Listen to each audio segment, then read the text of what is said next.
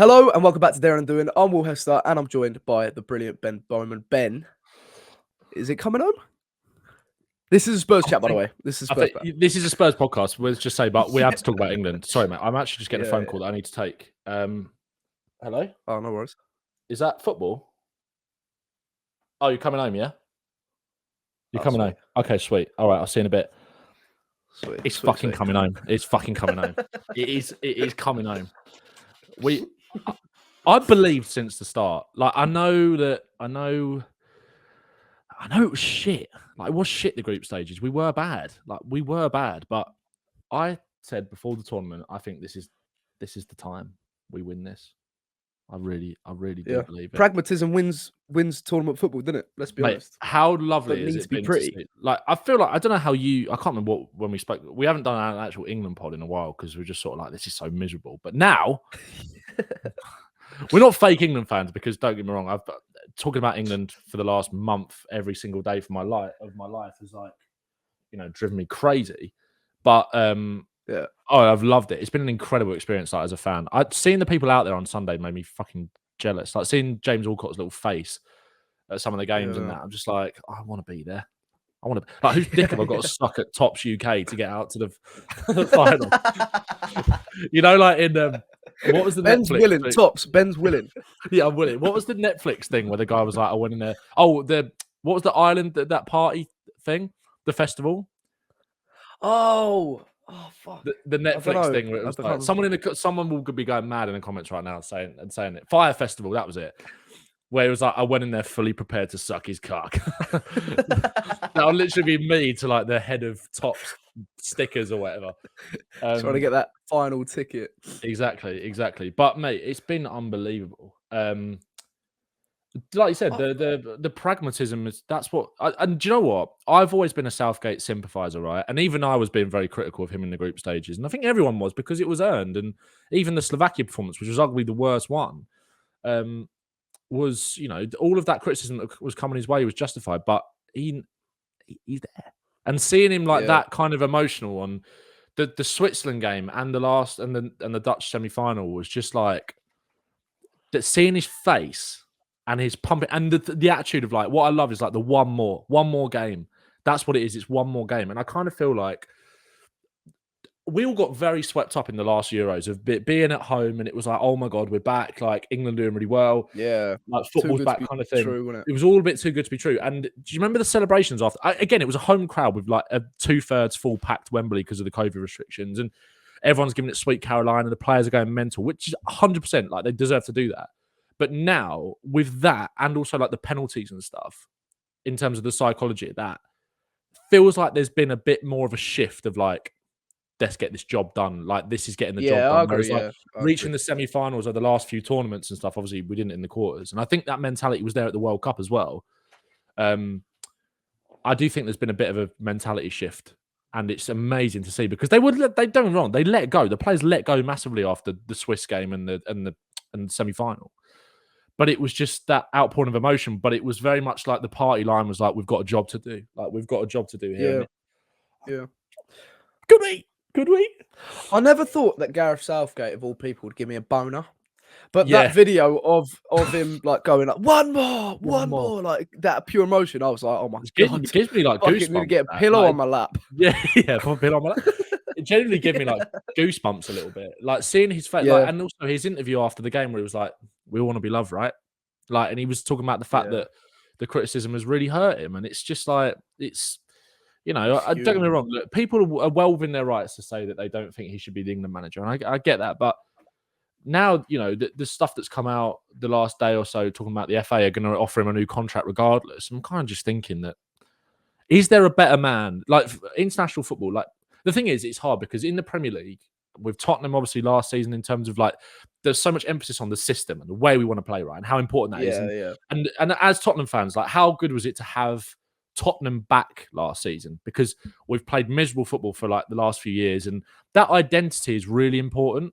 And don't get me wrong, some countries, as a national team, like Spain, who are going to play in the final, although they've kind of shifted in terms of the way that they play with this team, you have an idea in your head of what their identity. Exactly what Spain are. And those, that team that won 3 back-to-back tournaments and so on, you have an idea. And England have never really had that. Like, we've not. So I don't know why it's such a big conversation now. Partly it's down to the quality of players that we've got, because this is the best England squad I think we've ever had. Like, I don't care about the golden generation. This squad is better. Like, it is better, I think, as a whole squad. When you've got the 2 strikers, I know England have always had good strikers and stuff, but like, strikers that have come on and impacted the game in that way. 2 of the best number 10s in the world playing at the same time. And actually, he's made the system, what Southgate has done, what some of the other managers didn't, is make, I know it's only happened really in the last 2 games because Foden has been a bit poor up until now, but getting the best out of those 2 key men behind Kane. And it's like, ask any of those players who they want to be the England manager, and it's him, isn't it? That I think that's more important than anything else, really. I get why people are so, a bit fed up, but it just delivers, doesn't he? He's like a postman. Well, yeah, mate, I completely agree. It will be interesting to see the fallout if he wins the tournament, of the reception he'll get if he decides to stay, because I still think people will still be divided, because people want to see good football. Like, football's heading that way. They need to announce it on, if he's staying, they need to announce it like on Monday morning while people are still like pissed. Yeah, with dopamine. Yeah, still out. Give him another tournament. Yeah, everyone's gonna be like emotional. Yeah, but if you're winning, it's like, it don't matter. It doesn't matter. It's only like 8 games of the year which actually count, that you have to sit down and sit through. And if we're winning, it don't matter. But one person I'll be happiest for is Harry Kane. Big H dog. I still fucking love him, mate. I still love him so much. Did you see Son this morning come in and say how he's England's greatest ever player? Yeah. Mate, is he? No. Is he England's greatest? But if he wins this tournament, does he become England's greatest? Yeah? Serious? Yeah, 100%. Like, I think as a pure player, don't get me wrong, like, it's really close. I would still have Rooney just above him personally. Not based on any achievements or anything, because internationally they've both achieved nothing, really. But that's not true. Like, obviously, Harry Kane has, as captain, achieved a lot more than Rooney.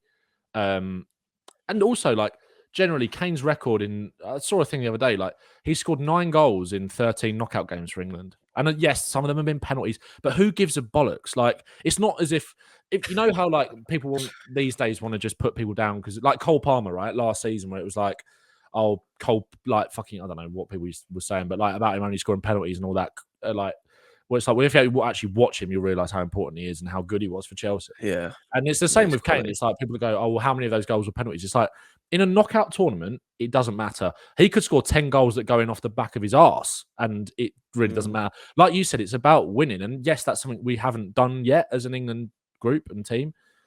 But Harry Kane as the captain, and people talk about Gareth Southgate, and I love Southgate, so he deserves the praise 100%, because he's the one that's cultivated this culture within the group and ultimately led us to this stage. But Kane has been the captain in all of those tournaments as well. What I loved was, did you see the interview that he did? I don't know what channel it was with after the game. I think it was Optus, maybe, the Aussie channel. And he looked like so determined and so emotional. And it was like the way he was speaking was just like, he was so charged. And he was talking about Ollie. He got asked about Ollie Watkins, and it was like Harry Kane was the first one to run on the pitch and celebrate with Watkins.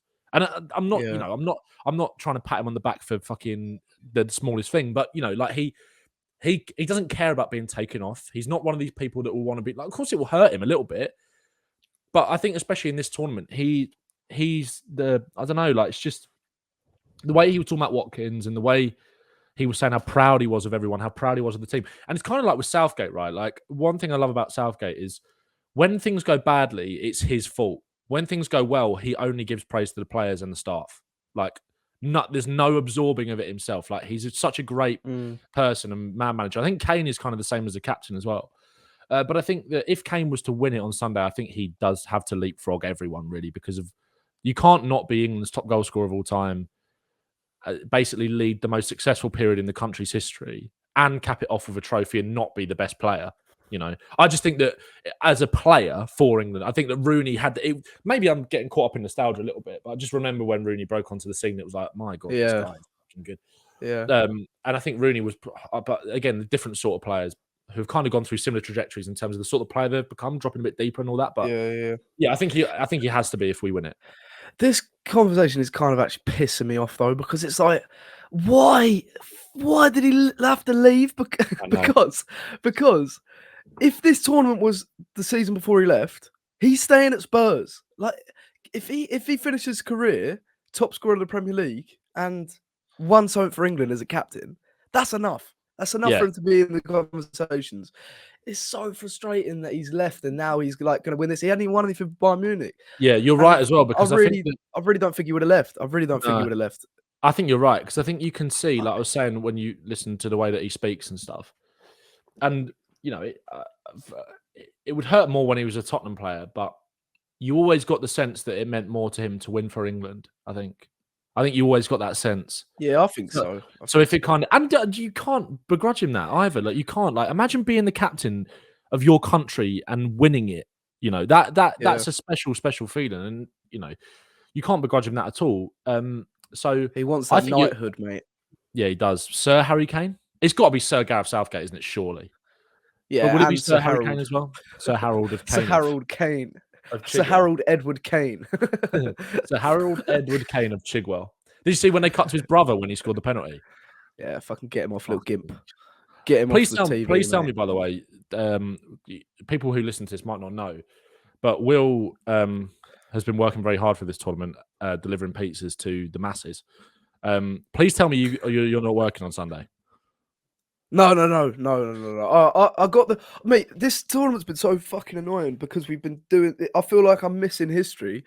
I keep fucking working at Domino's every time England are playing. Not like keep forgetting to book it off, and then and everyone in there, they're just like, well, you got to work because it's our busiest hours. I'm there delivering pizzas, miserable as fuck. But I got the semi off, and then and I got semi off, and you got semi. And I got a semi, yeah. I got semi on that night, yeah. When Watkins, and then oh my word, God, mate, it wasn't just a semi when Watkins did that, but and then obviously the final, I've got it off. They understand. They're actually sounds a bit. It's not racist if I say they're all Polish, anyways. Because hang on, I'm saying this because my girlfriend's Polish, and I've been learning how to speak Polish. I go to Poland all the time. Do you want to give us a bit? Do you want to give us a bit? I've been to Poland. I've been to Krakow. It's lovely, lovely city. Oh yeah, mate. Poland's unbelievable. I mean, their football's shit, but they are amazing people, and birds are fit. Yeah, they're amazing people, and the country is beautiful. But yeah, well, a bit of Poland. Dawaj, England. Yeah, let's go England. Yeah, come on. Dawaj, Tottenham. Yeah, Tottenham. I love that. Mate, Vuskovic would have learned Polish last year, wouldn't he? True. He was speaking Polish in one of the post game. Footage I saw. Belgium. Yeah, I think you're right. Mate, good luck to him. He'll be quality. And actually, this leads me to let's talk about Spurs now. Let's talk about Spurs. Yeah, sorry. And let's talk about Copa America. Which isn't Spurs, obviously, but Romero reaching another final, mate. How this would be his back-to-back finals for Argentina, Copa America, World Cup, Copa America. Does that give him the motivation to sign a new contract for Spurs? Because his legacy is already great. Yeah, I mean, because obviously you're worried about if we haven't won anything. It's a bit like the Kane situation. If we haven't won anything, Romero in a few years will probably leave us because he is that good. But he's already achieved so much in his career, and this would just be another milestone. And it's mad to think that the ripple effect that Romero coming into the Argentina team, or Cuti Romero, has sort of resolved that Messi-Ronaldo debate because of how much Messi's now won at the end of his career internationally. Do you think him winning the Copa America again, what he's won for Argentina, gives us a little bit more of that leverage in negotiating for a new long-term contract?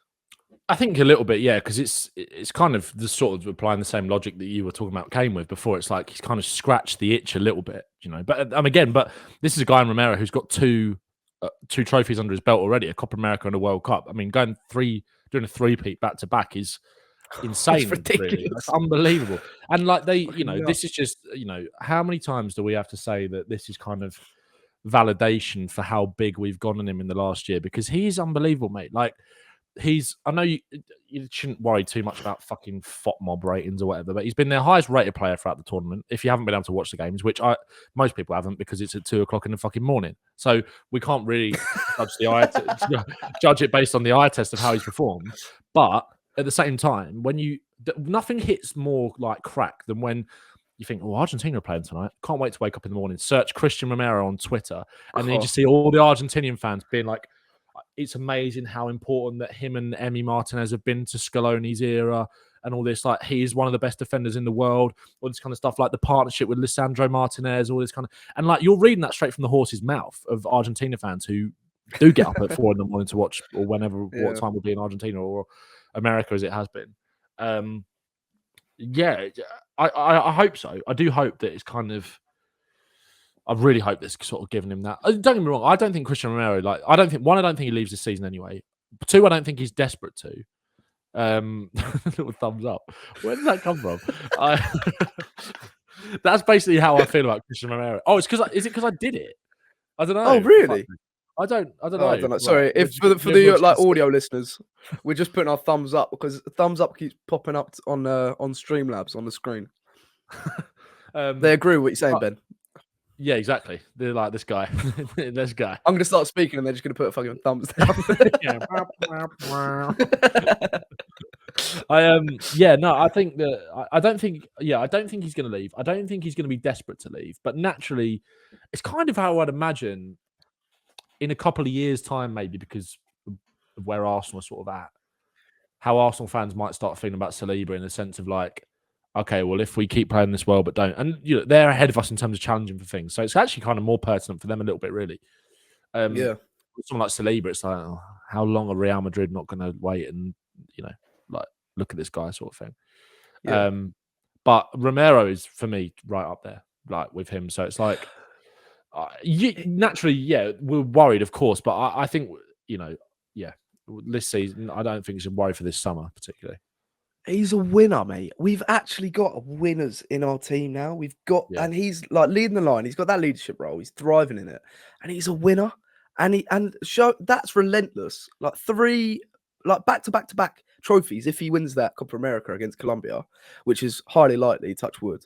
But I mean, he's a proven winner, and he's leading the line for Spurs. It just gives you that extra inspiration. I'm trying to think of the word, like extra encouragement that we will win something in the next couple of years because we've got those types of players in the spine of the team. But another player who's had a busy Copa America and he had a very busy night the other night was Bentancur. Obviously, he got himself injured. But before we get into that Nunez crowd fight was fucking nuts. I know. That was fucking mental. he went full Eric Dyer, didn't he? Like, mate, more than. Yeah. He started swinging for some old people in the crowd. He got knocked on the head, didn't he? Like as well. He got proper. What would you do if now? What would you do if now he's like the most prolific striker in the? That's all he needed. Someone just fucking knocked him back into shape. He was like, "Oh my god, he can play." It's like I swear there's like a bit in The Simpsons where like Homer's like something happens to Homer's brain, and it's kind of like that. Did he take a crayon out of it or something? Yeah, that was it. It's when the crayon comes out of Homer's brain. It's literally going to be like that, and he becomes like the smartest person in the world. Yeah. I feel really sorry for Darwin Nunez because I know, look, maybe should he have gone that far? Who knows? But I'm not being funny. Like there was one thing with Eric Dyer, right, where Dyer, could see it kicking off and with his family and that, and it's like he's just running there to protect him. But the scenes the other night were a level above that in terms of like it was really ugly, wasn't it? It was ugly. So it's like. And also, you saw the video of him like holding like his 2-year-old kid in his arms on the pitch after the game, and it's kind of like, well, if your wife and your children were there, what would you do? I remember. I mean, I'm not an advocate for the high performance podcast because I think it's a load of fucking nonsense, right? But Eric Dyer went on it a couple of years ago, and it was actually really good. Like, obviously, Eric Dyer speaks incredibly well. We still love Eric Dyer over here on Daring and Doing. But he was asked about it, and he was like, there's things I don't want to say about the FA hearing and how that was handled and stuff, and I could get in trouble. But he was just like, his attitude was like, well, if I was walking down the street with my brother, you wouldn't come and say it to my face, would you? You wouldn't come and say it to me. No, yeah. You wouldn't do Yeah, that. no. And he was kind of talking about the fact that almost like in football, it's kind of a zoo mentality of like in a crowd, there's almost like this invisible cage between the pitch and the fans where the fans kind of think that they can just get away with it. It's like if you see a lion in the zoo, right? And you're just kind of like behind the glass, just like banging on the thing and trying to wind it up and stuff. And you know, it can't get to you, can it? It's like you think there's this like thing of like the lion can't jump through the glass, can it? Like, whereas with this is a person that can, you know, that has feelings and emotions and, you know, he wants to protect their family. So I totally get it. And I think that he will probably get a hefty ban from international football, I'd imagine, in some way. Maybe all football. Probably. I don't think it will cross over to the Premier League. It was a little bit like it being in the wild and seeing someone get ripped to shit by a big old grizzly bear and being like, fucking hell, like that animal's like relentless, like they're so dangerous. And then you look and there's like little cubs and your perspective changed. Obviously, I don't know where I'm going with this, but no, I know what you mean. But like you saw the other side of it because you were thinking, what the fuck is he doing? What's like, he doing? Yeah. Dickhead.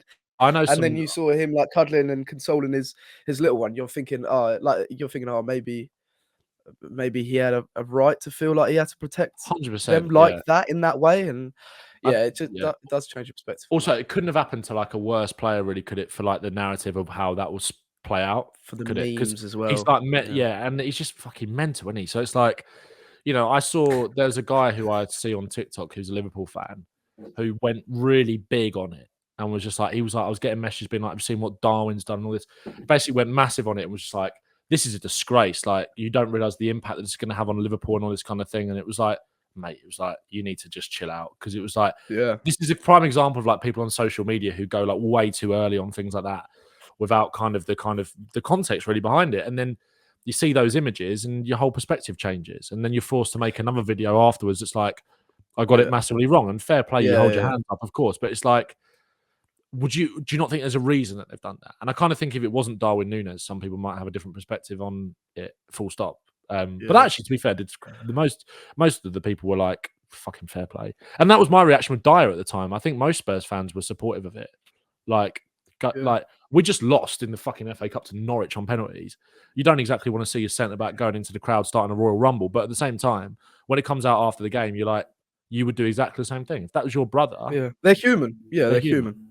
Yeah. They've got emotions and sometimes emotions can get out of hand. And same as Bentancur, right? Yeah, so what do you make of Bentancur lobbing a bottle into the crowd? Are you a fan? Yeah, I'll rate it. Fuck it. Did you actually? I play cricket, mate. That guy's got stick him on the boundary. He's got a good arm. That was he launched that missile in. Like, if you're getting some runouts for that, 100%.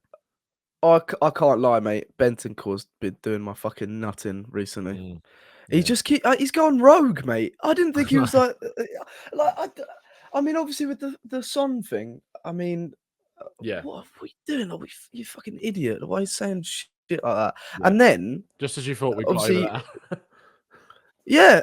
And then when you think, okay, he's realised he's made a mistake and he's come out and he obviously like needs to be educated a bit more about, and he's acknowledged what he's done was wrong, and then he's come out and done this like that. Alistair Gold posted just before we went live. I think he's being investigated by who is it? I can't remember who it is, but there's an investigation going on about CONMEBOL, wasn't it? Yeah, so it's just like, what are you doing, mate? You've got a good thing going for you, a good project at Spurs.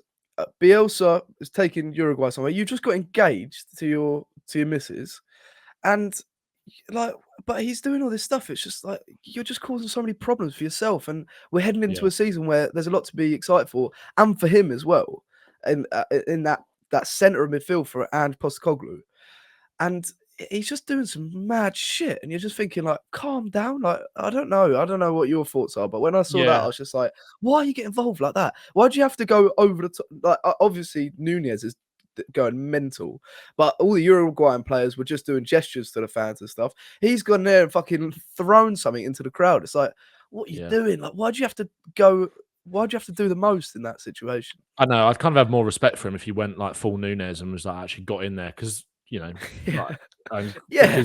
it was a bit like, you know how you see it with like, and a fight breaks out, right? Like if you're at a football game or whatever, and there's always one guy who's like mates with them and doesn't really want to get involved, but it's on the outside, like, yeah, come on then. Yeah, And he's just like almost like dancing a bit around the circle of like people fighting. It was like, why don't you go in there and throw some punches? It was a bit like, yeah.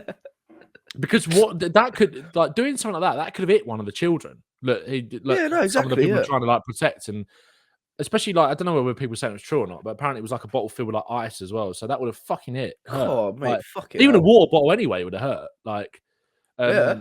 it's very irresponsible. Yeah. Look, I feel it made me sad. Don't get me wrong, like it's made me quite sad. I think is the overall emotion of it really, because it's so Tottenham to sign this midfielder that it's just like, it was just incredible for us. And I still don't think people outside of Tottenham will ever really realise that, how important he was to us during kind of that time under Conte and how good he was, quite frankly. Vile. And seeing him on the bench when he went off injured, really, it made me sad, because I know, he's made massive mistakes with, obviously, like you said, with the Son situation, which he's tried to rectify and tried to put right. And although that, people will kind of rightly say that there's maybe people will feel like that's kind of irreversible, and I totally understand the people's point of view on that. But hopefully, just as you think maybe we can move on from something like that, then something else kind of rears its head. And again, like this will kind of go away in a few months' time, and it will kind of all be forgotten a little bit. But it's just like, it's just a sad situation to sort of see that someone was like, how important someone was for us, and kind of the, sort of just these kind of little, just tripping himself up a little bit. And I was so unlucky with the injuries and everything. And again, really unlucky. And it might have just been an impact thing the other day, because it was quite a weird incident, wasn't it? Like he basically tried to tackle the Cumberland player, but he almost converged on him with another Uruguay player. Yeah. And it was a bit of a sandwich, and it was all a bit like, oh, that really doesn't look great. And I think did he try to play on? I'm not sure. Like, and then he came off. I was kind of following it through. I didn't watch it either. I was following it through Carly T on Twitters. Is it Carly? That girl? Yeah, she's quality. Yeah, she loves a bit of Copa America. I was sort of, I was still awake, so I was sort of like, because I just got back from the England. It was the night of the England game, wasn't it? It would have been the early morning of yesterday. I think so. So I was still awake, and I was looking at her tweets, because she's an avid Copa America watcher, and she was kind of saying like, oh, it really doesn't look good, and then, oh, maybe he's okay, and then, but yeah, it's sad. Like, he's made big fuck ups, and this is another one. But I still think, and I really don't want people to think that me feeling like sad about it is validating anything that he's done, because it's really not. It's just a sad situation to see someone who's kind of been like, he was the guy. Yeah, exactly. He was the guy, and he's trying to fucking break down. It seems. So it's just like, I don't know what the hell's happened. So yeah. Well, so if he is out for a prolonged period with this injury, we don't know the extent of it, but how significant would it be if he misses another preseason under Ange? Because we've been saying all year, think about the preseason with Bentancur and Ange. He can like recover, he'd be energized, ready to go. But there was always the risk of him going to the Copa America and sustaining an injury, and that's exactly what he's done. And obviously, all this stuff hanging over him, he's found himself in a negative place where he could have been going in, get like revitalized and get a bit sharper, because he just needed that bit more match sharpness and trust in his body a bit more. And now he's injured. He may miss periods of this preseason where, I mean, he'll definitely go on holiday for a bit, won't he? He'll definitely go, because he's now finished his Copa America, and there might be maybe a week or so before he comes back to training. But it does have an impact if he misses parts of preseason. It does, because he hasn't had that for Postecoglou yet. And also, he's coming back to the club with two midfielders that weren't there before, in Bergwall and Archie Gray. And I'd imagine Bentancur will join back up with the squad by the time we go to Asia, if he's not injured. Like, it'll be like that. I think all of the players that have, I was nearly going to say Harry Kane then, all of the players that like have been away at the tournament, unless they've been knocked out early, like Dragusin, who I'd imagine maybe next week or something, or like Van der Ven, who's just got knocked out. I'd imagine, they'll probably just join up when it's time to go to Japan and South Korea. Probably. Yeah. So Bentancur will probably be one of those as well. And by that time, we would have played 3 games. One of those behind behind closed doors, which is tomorrow against Cambridge, I think. And then we've got Hearts and QPR. So I'm not sitting here saying that Bergwall and Archie Gray have, overtaken Bentancur in the pecking order, but for him to come back and there be two more midfielders to compete with when he's kind of got this cloud over him in terms of the fitness is one thing, and then kind of all of that sort of stuff as well, which I don't think it's, the Son thing's been dealt with obviously, and this is another matter which is just bonkers. He's kind of got himself in a position where I was talking to my stepdad yesterday, and I sort of said I would not be surprised if, depending on how like Bergvall and players like Gray kind of get on at Spurs this season, would not be surprised if someone next season came in for Bentancur and Spurs take the money. And it's quite sad, but I would not be surprised at that.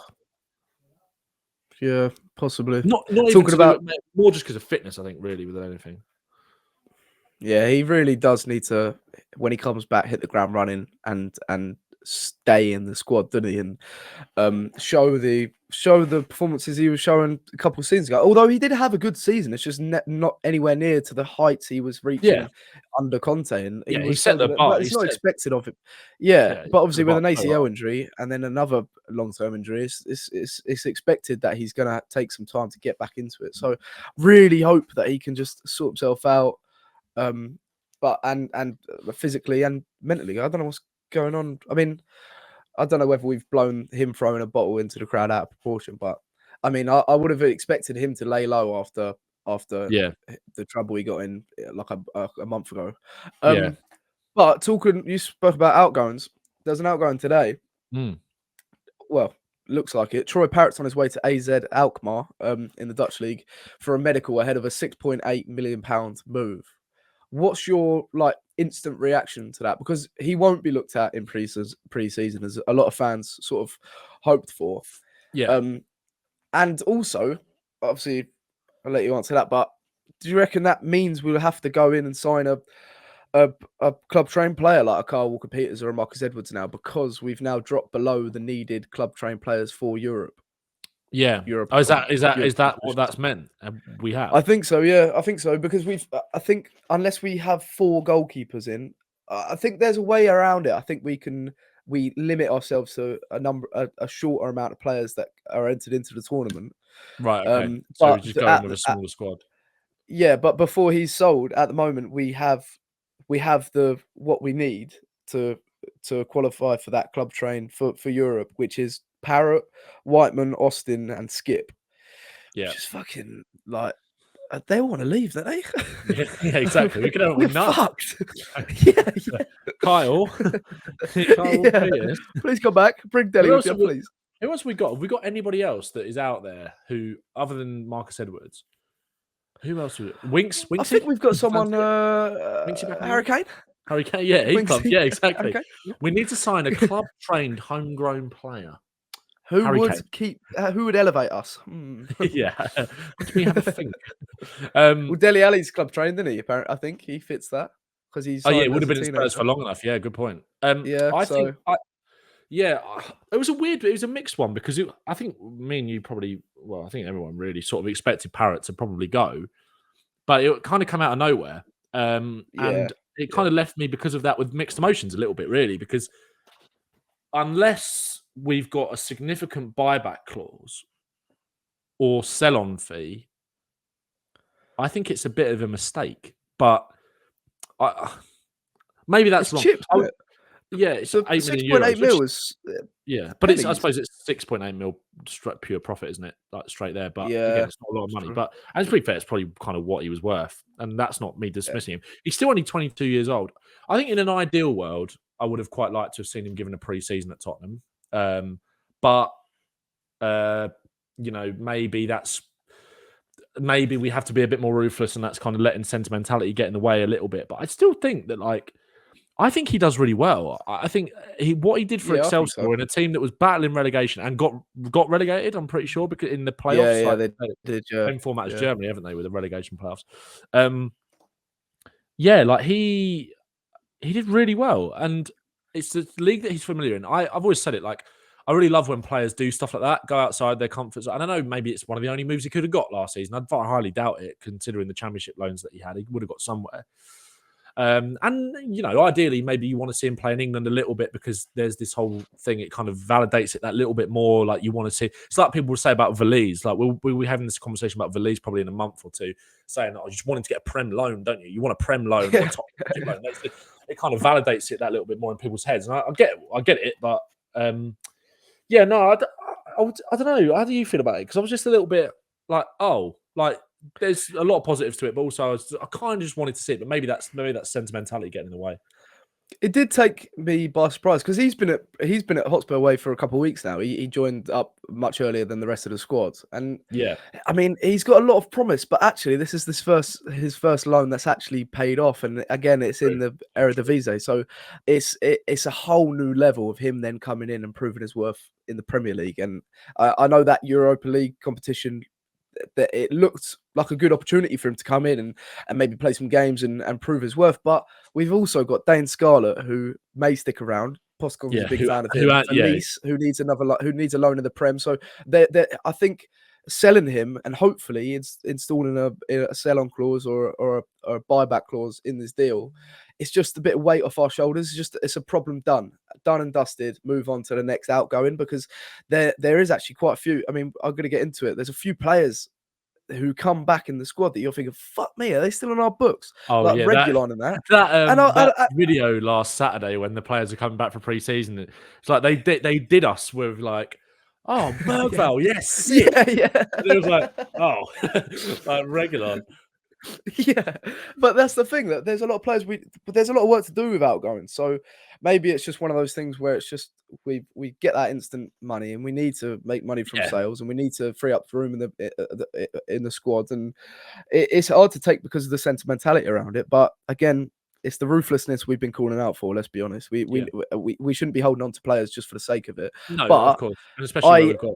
Like another name you didn't say was, I don't know if you did say it, was Will Lancashire as well. Like there's another one kind of on the production line of like, he would probably get a loan, I'd imagine, maybe. But it's like, what do you do with Scarlett, Valise, Lancashire, and Parrott and Richarlison? And like it's a lot. Someone might be coming in.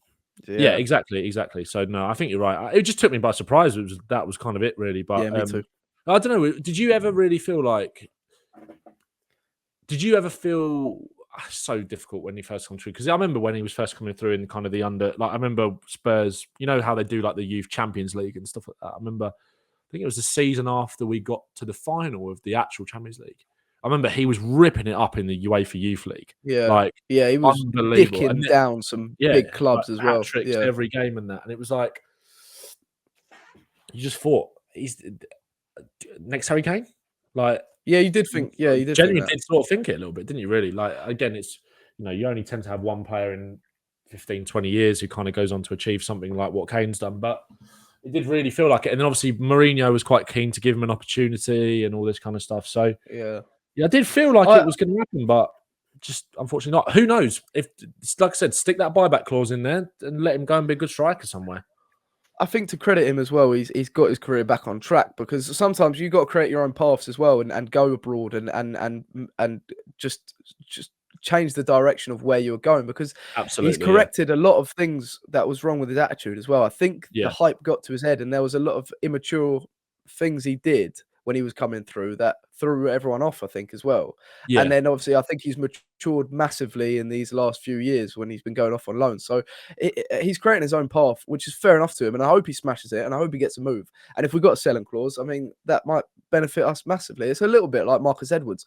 So much potential, but now we're looking at it where we've got a buyback clause on him, where he could either come back to us and be that club trained player for a very small amount of money, or we just get a little bit more profit next time he gets sold to a big club, and hopefully he has a great career, because it's a testament to his character, how he's bounced back, how the season he had last year, and he's obviously got this move. I think AZ Alkmaar sold their striker, who was really good. I can't remember who they sold it to, but obviously they trust him to fill that hole. I think the striker they had was the top scorer in the Eredivisie, so they obviously trust Troy Parrott like big time. So like, it says a lot about him. I think the way to go. I don't want to see Cole Peters or Marcus Edwards come in to replace him. The way to go is just shorten the amount of players that can play in the competition. And in a year or so, we're going to have loads of our quality youth players that count for that 21 years and above club trained players. So yeah, I think we might just have to suffer for a year or so, and then we'll have a handful of players that fit that quota. So I wouldn't want to see us buy Walker Peters and Edwards for the sake of it. But no, totally since agree. our last pod, everyone who wasn't at international competitions has returned for preseason training. By the way, you were reminded like how many players, like the caliber of players that got a rest over the summer as well, which was it will be huge for us that they're revitalized and ready to go, energized. But like I said, it was another reminder how many players we actually need to ship out the door in this transfer window, like Jed Spence, Sergio Reguilon. They were obviously reported back. There's probably more as well I've missed, but obviously you got like Højbjerg that wants to leave. There's a lot of question marks in the team of who's going to stay, who's going to go. But is there anyone from the list of players that are up for sale that you wouldn't actually be that annoyed if we didn't sell, if we kept them? Or do you think, fuck them off? Yeah, I think they've all got to go. I think they've all got to go. I think who? Let's go through it. Who are we talking about? We're talking about Spence. We're talking maybe about Højbjerg, Spence. Højbjerg, There's always chat about Lo Celso. He's got to go. He's got to go. But just because he's never fit, is he? He's quality, obviously, but if he's not fit, he's not it. But Jed Spence. I mean, everyone seems to have some sort of soft spot for Jed Spence because the talent's there. But I want to know what's going on with him because no one rates him. I don't get it. No, but I mean, he would fit the system in a perfect world. Do you think he would, or do you think he's more suited to like a wing back role? Yeah, I think he's got really good progressive carries. I think he would be able to make that adaptation. I mean, Pedro Porro made that adaptation when people didn't think he would. Yeah, true. But he's got quick feet. I think he'd probably be better. He's powerful. He drives forward. I think he'd probably be better than Reguilon at it on the other side. Maybe not. I think Reguilon is too much of like a just like a headless chicken, isn't he? Like a little bit. He's a good player. Like he's quite a good player, but it's just when you watch a doggy and the way he carries the ball and the strength, a doggy is a bit like, this can sound a really stupid comparison, but you know how like you've got Foden and Bellingham, right? And I'm not comparing Porro and a doggy to Foden and Bellingham, but you kind of see where I'm going to get to. Bellingham is the player that isn't he is an amazing footballer, obviously, but like he's amazing because he does all of the basic things really, really well. And that's what I kind of see with the doggy, like, and his physicality and stuff like that as well. Whereas Foden is a bit like Porro, where it's kind of like he's just naturally gifted. Technical. And obviously Bellingham is as well, and obviously your doggy is. But I just think that do you get what I mean? Like, I feel like balance between the two. Obviously, they have different attributes and they complement each other's game so well. And then you've got the two fullbacks who merge inside and form almost the two number 10s, which is mad. Yeah. And their characteristics shape up together, and it's like a balance there. Is that what you're trying to get? Is that what you're saying? That is a very good point. But also just more the fact that I think like I don't know what I was actually trying to say. I just think that like I think it was more like comparing a doggy to Reguilon in the sense of like Reguilon is actually, when you look at him, he's quite technically quite good and he's a great crosser of the ball and all that. I remember when he first came to Spurs. But I think with the difference with the doggy is that, and why he works so well, is one because mainly because of his physicality for sure in terms of those carries and his defending. But he's a bit like Bellingham in the sense that it's just like Bellingham has done some things where you think, wow, but it's like he's just a very good footballer at doing all of the basic things to like the highest standard. Whereas like Porro on the other side is that bit more like flashy, a bit more like you can sense he's a bit more gifted. And Reguilon kind of fits that a little bit as well. But he's just, there are so many things that bring that down. Whereas like you just want someone in that position to cover a doggy who's just going to be able to do what he does.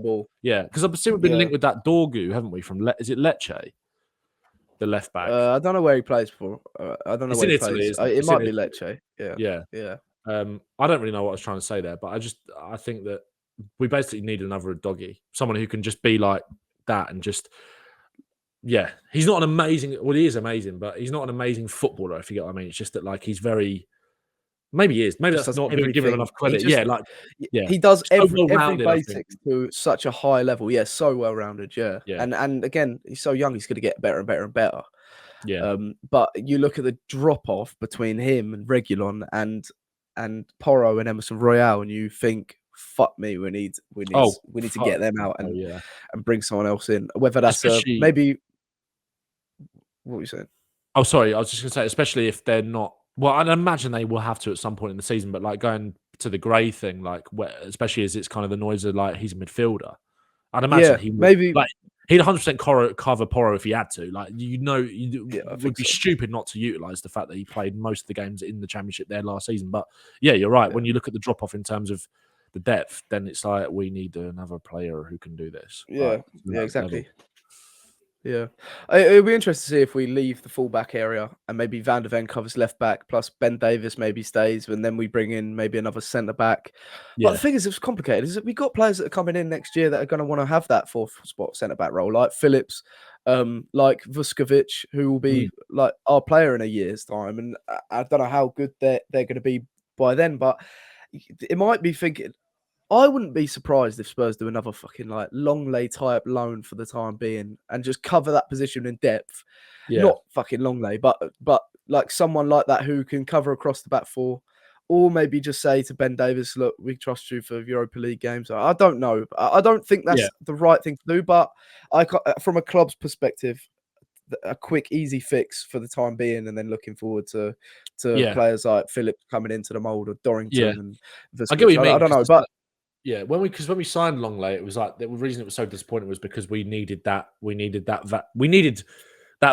didn't we? We needed somebody who's going to come in. Like, but now we don't really. So it's like something like that would be a little bit more easy to stomach, I guess. Yeah, I guess so. But it wouldn't be that satisfying, would it? But no, I'd rather give it Phillips.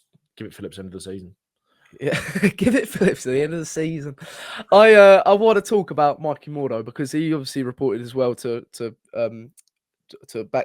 preseason. But there's a lot of like reported clubs trying to sway him and trying to like turn his head in the summer. The likes of Borussia Dortmund, who love a young English kid, don't they? Man City, Man United, they're reported. Yeah, it's a bit weird. Yeah, Dortmund, stop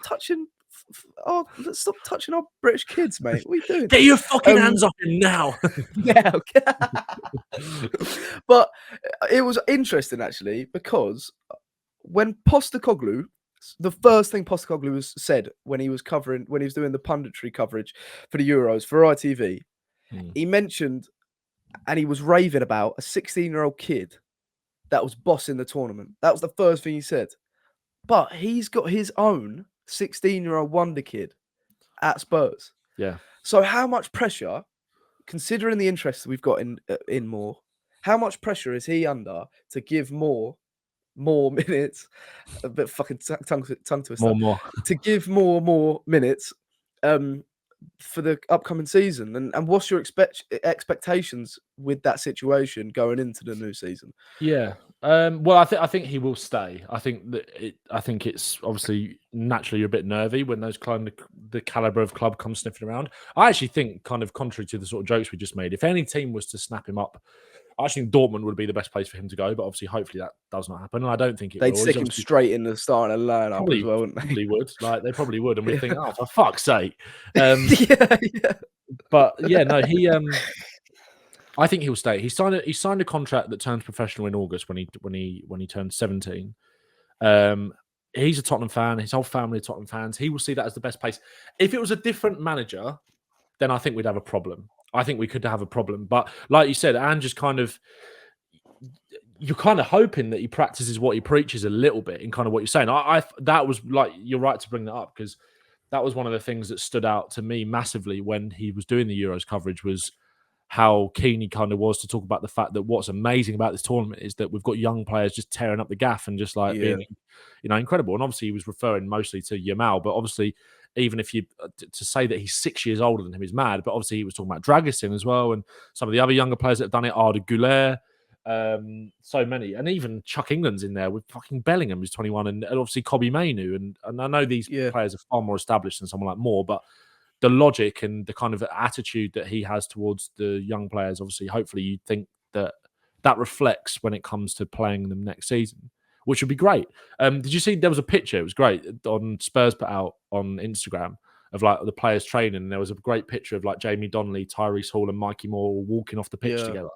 And it was just like, that feels like the future, doesn't it? It really does. And again, Tyrese is another one, obviously, with the competition for place in midfield now. Maybe a loan would be great for him. I don't think Mikey Moore should be loaned out. I think that situation, how it should play out is he stays, gets a little bit more exposure. And if he takes off, then fucking brilliant.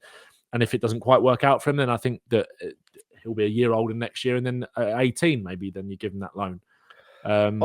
Because of the sort of position that he is as well. Like we talked about this before, and it was something that, Harry Brooks has said. It's like, kind of need that feeling of going and getting kicked about a little bit as well, as much as anything. Like going and playing on these kind of pitches and, it'd be interesting to see what happens. But I think, again, we've got a game tomorrow, which I think will be very much used as more of a development sort of side because it's the opposition. Then we've got Hearts and we've got QPR. Those kind of teams are going to be really interesting to see what he does. So I can't wait to see. Hopefully, Mikey get some minutes in there. What I was saying about that sort of lone centre back coming in that can cover the back four until Vuskovic or Phillips are like ready to step in is kind of what Spurs may be doing with Werner's loan. You know how you're gonna manage Moore's minutes, you're gonna give him game time, Europa League, League Cup, FA Cup, whatever it is. He's gonna have a part in every game, maybe off the bench, possibly starting. He's 16 years old. Like, we got to be realistic, but showing him by the time of giving him that opportunity does it really make a difference. Oh, really? Yeah, but giving him that opportunity. Okay, so actually, he's. I mean, when did Garnacho start ripping out for Man United? 18, 17, 18. So he's reaching that age where wonder kids are given that opportunity because they're that good and they're levels above everyone in their age group, and they've started to get first team minutes like he was at the end of the season. So that's encouraging, like, first of all. But I think we need to manage him correctly and give him the chances in the Europa League, off the bench, starting, whatever it is. But then when Werner leaves and his loan's finished, that's your spot. That's your spot. Now nail it down next year when he's 18. And that's more. 18 sounds so much better than 16 right now, where he's going to expect minutes, isn't he? Sorry, that sounds way out of pocket. I'm talking about football. But you are right, though. you are right. So I just think like it's all about managing expectations, minutes, keeping his head grounded as well, because he's so fucking good. You don't want to keep feeding him how good he is. Which is more important now. Yeah, which is more important now, especially with big clubs sniffing around in him as well. Like we were kind of talking about Troy Parrott and the thing of believing your own hype that little bit and all those kind of things. And you're kind of right to say that, really. And it's even more relevant now, or prevalent was the word I was looking for now. Because there's bigger clubs sniffing around him. But yeah, it'd be very interesting. And also it's kind of go the other way. Like, so I did a video on YouTube about Mikey, and you're sort of thinking that with the way that he plays and the sort of position that he plays in, the type of finishes, etc., it's like, is that your long-term Son replacement there? There. Yeah. So it kind of comes at the other. He did the Selly, didn't he? Yeah, he did do the Selly. So it kind of comes at the other end of the spectrum a little bit as well, in the sense of like, they need to. I was talking about this in a video on TikTok the other day about managing Son's minutes, and by managing Sonny's minutes, he's 32 now. That means that by proxy, that means there's more opportunities for Mikey Moore by managing Son's minutes. So it's kind of a balancing act that can benefit both players, especially with being back in the Europa League as well. And like you said, look at Garnacho, look at Kobbie Mainoo. Like, these are guys that have. I mean, Kobbie Mainoo, I think, that kid is just fucking mustard. Like, he's just so good, isn't he? Ridiculously good. Like, the definition of composure. And Garnacho, like, I thought when Garnacho first came through, I wasn't sure. Like, I wasn't sure. Yeah, exactly. And don't get me wrong, like, Mikey Moore's going to be like that as well. But I actually think Garnacho, I think Garnacho is going to kind of continue to mature and mature and mature. I actually do really like him. And I think, you're right to kind of bring that up. It's quite a good comparison.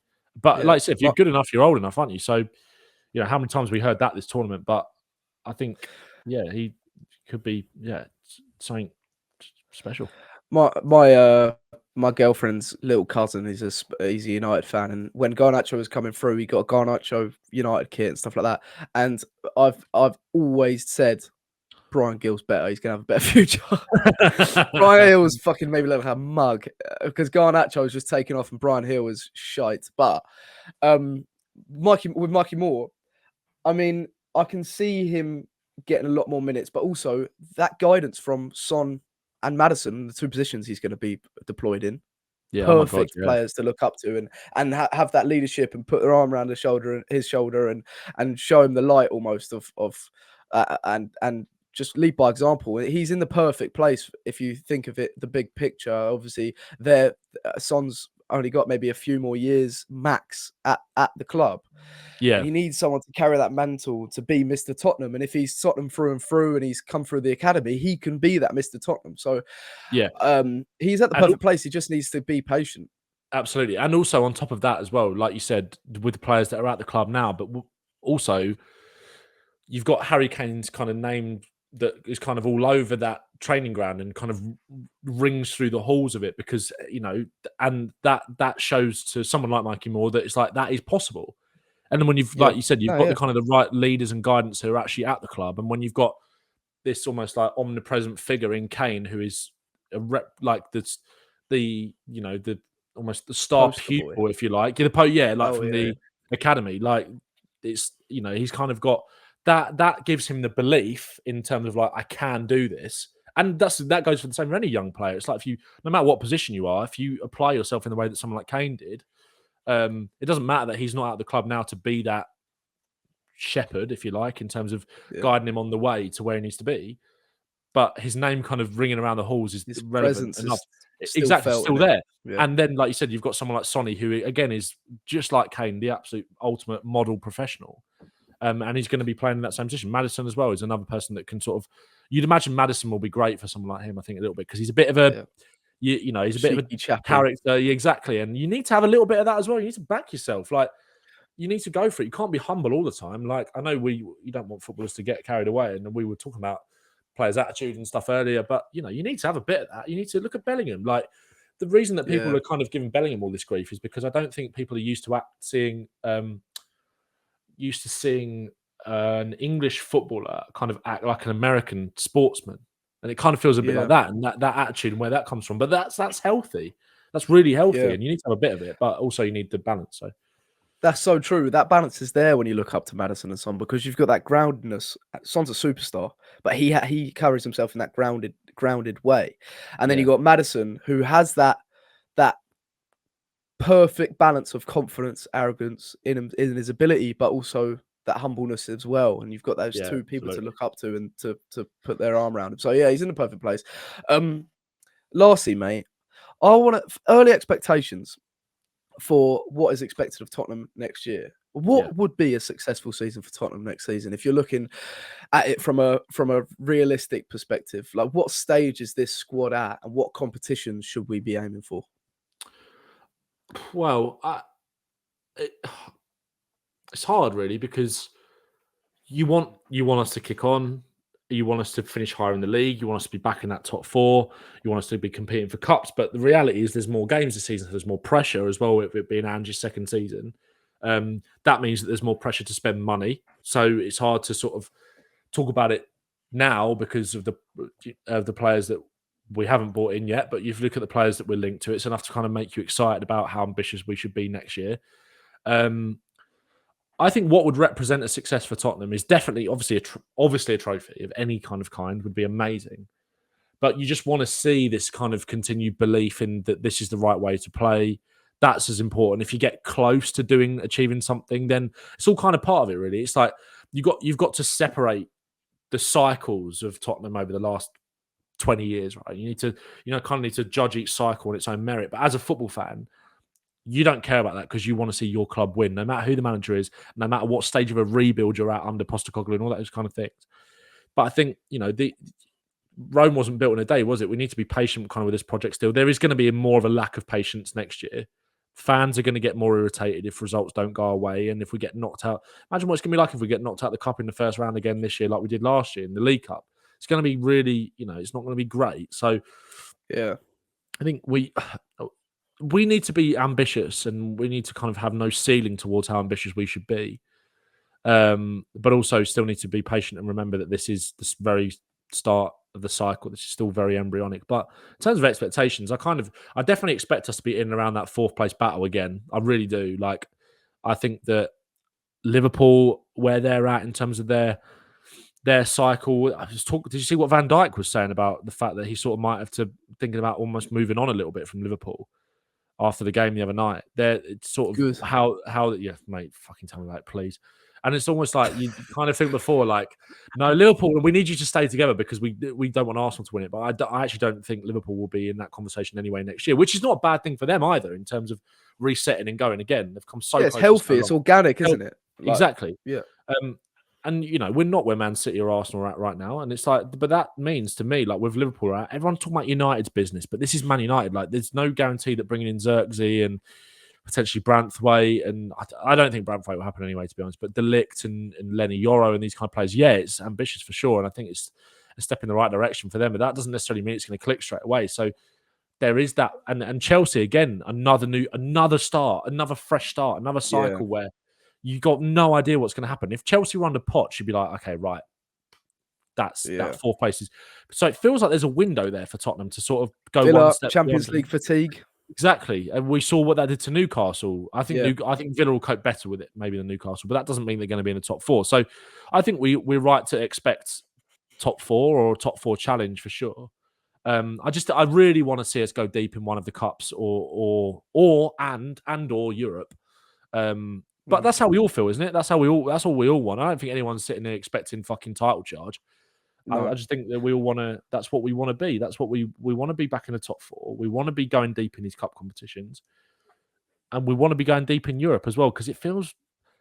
I don't want to say it, but it feels winnable. It feels doable. It really does. And it does. Yeah, I'm excited. I'm so excited for Europe. I'm really, really excited. I'm kind of more excited for being back in the Europa League than the Champions League in a funny way. Because it's like... You fucking love it, mate. You love the Europa League. Turning up to White Hart Lane thinking, yeah, we can win this. We can win this bugger. No, we can win this competition. So, yeah, mate, expectations... lofty and ambitious, but cautious at the same time as well, I think. The thing is, we've got one more year of fucking Pep Guardiola making a mockery of this league, But that could be kind of good because if that one more year he wins the league, Arsenal, the fallout from not winning it again next year could be that sort of like disarray. Poch, what happened with Poch and Spurs? They could be going through that like turmoil of fucking hell, how many times are we going to try and win this trophy and not win it? That's for like next, not this season coming up, but next season. Yeah. Pep leaves. Ange is in the healthiest stage of Spurs' development. All the players are hitting their peak because we've got such a young team. They're going to get better and better with every year of experience in the Premier League. And you're just putting all the different like missing pieces together. I know no one wants to fucking hear that because that's about a year and a half away. But in fact, that's like 2 years away almost. But for next season, Europa League is a very winnable competition. I know we say this every time we're in the fucking Europa League and we get like dicked down by Dynamo Zagreb or whatever it is. But it's a winnable competition, and we've got such a young team. Every player will benefit with those added games, and I'm really looking forward to it, just like you. I love the FA Cup. I want us to go so far in the FA Cup. Treat that. I think we could have done it if we didn't have Man City so early on. I think we could have got some momentum in that. Yeah, when you think about how early some of the other teams got knocked out as well, like Arsenal got first round. They got first rounded or third rounded. And think about England, how that we've got that bit of luck on our side this year with the games leading up to the final. Yeah, fucking Spurs just need that. We never get that. Actually, to be fair, we probably have and just got knocked out anyways. But by but like we need that. But we need that. Like we do need that bit of luck every year. We never really get that bit of luck. That Man City, they'll play a championship team all the way to the final and then just steamroll wherever they have. So we just need that bit of luck. But it's these competitions plus top 4. Go for those competitions. I think Spurs need to see that ambition. Even under Poch, when we were in the Europa League, we wouldn't go for it. and it was frustrating. But top 4 and going for those competitions and showing the fans that we mean business every single competition. That's all you can ask for such a young team and a young project. And I don't know if that sounds unambitious, but we need to be realistic at the end of the day. I think after this year, that is when we should be demanding a Premier League. But yeah, I think so. So what you're saying to me is we're almost there. We're almost 25, 26 title charge. Yeah, is that what you're saying? Yeah. Easy. Easy what was money. I will bet every pound I've got. This is the banker. This is the one that can never fail. What's there's a quote from one that never failed. There's a quote from Napoleon Bonaparte, right? It's a great philosophical way to end the podcast. Yeah. He was like, what did he say? It was like, I would rather have a general who was lucky than one who was good. Sometimes you just need to be a bit lucky. Yeah. He said, don't bring me good generals, bring me lucky ones. Sometimes you just need a bit of luck, right? Perfect way to end. And we will score prediction for Sunday? 2-1 England, mate. Yeah, I think so. Yeah. I feel everyone's saying in the video as well. I'm not scared. I'm not scared. No. Let's fucking do it. Let's do him in. Me Sunday at 7:55. I won't get nervous. Yeah. I'm starting to get a little bit shaky. You know what I mean? A little bit oh, God. Come on, England. Ben, mate, you've been a legend. I need a piss so bad, so we'll end it there. But everyone, thank you so much for the love on the last video because it was amazing. Like, it was actually a little bit overwhelming because we had so many likes, so many comments. Let us know what you think of the pod. Yeah, honestly, it was amazing. Let us know what you think about the pod. The feedback means everything to us. Yeah. And the support, it's amazing. So thank you so much. Yeah. Also, shout out Sam Cornish as well, by the way.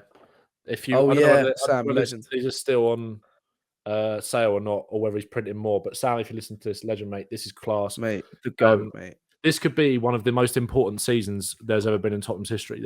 Although it might not have seemed at the time, and to have it documented in that way is quality. So go and, even if it's not on sale anymore, go and give Sam some love because that is fucking class. Yeah, give him some love. Nice one, Ben. Legend. Up the Spurs. Come Spurs. COYS.